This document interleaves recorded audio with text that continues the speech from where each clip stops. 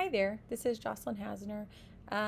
I decided to record mine as a video, but I am going to be looking at my notes. So you'll notice that I am kind of looking over here off to the side.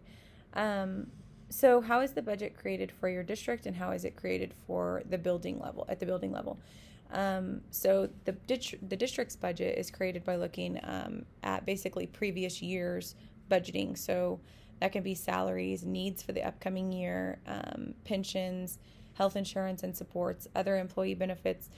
Our district specifically has one-to-one electronics, so that's a big part of our budget as well. Materials for teachers and students, and then having those resources on hand at each school. So it's all based off of previous year's budgets and then looking ahead and to see what we are going to need that may be different from previous years. Now, the building level budget is created per pupil. So after talking with my administrator, this is created. The district gives basically, depending on enrollment numbers, will determine how much money your school gets per pupil. So that number per pupil is unknown, but the higher the number, the higher your budget will be. The major parts of the building budget, for our school at least, our administration team breaks it down into material and supplies for students, staff supplies, library books and library resources. That includes like makerspace, electronics, so how we can have those extra need basis electronics on hand, office supplies, meetings, staff appreciation week, so on and so forth. So those are all things that my administration team has to keep in mind when they look at our budget for the year. What discretion does the building level administrator have in the budget? So the total amount comes from above the principal and above the school level. Again, that comes per pupil, where the administrator has discretion is how they break that down. So my administrative assistant at the school and my principals will sit down and basically decide, where do we want to put our money at this year.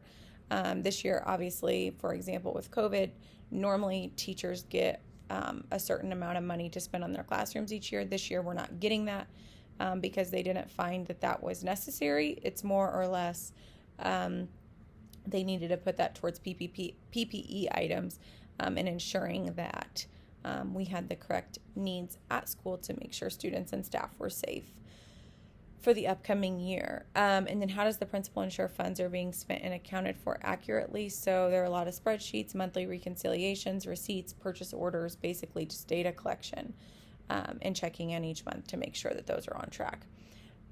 What is the process for making purchases at the building level? So purchase orders have to go straight to central office for approval before being used.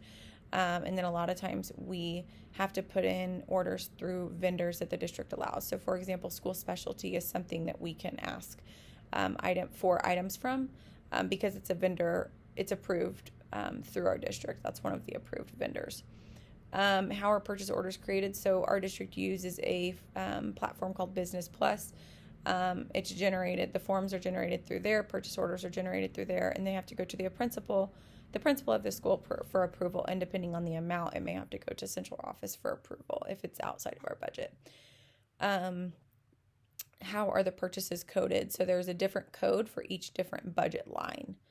So there's different categories I mentioned above. Those each have a different purchase code. So that goes on to the purchase order.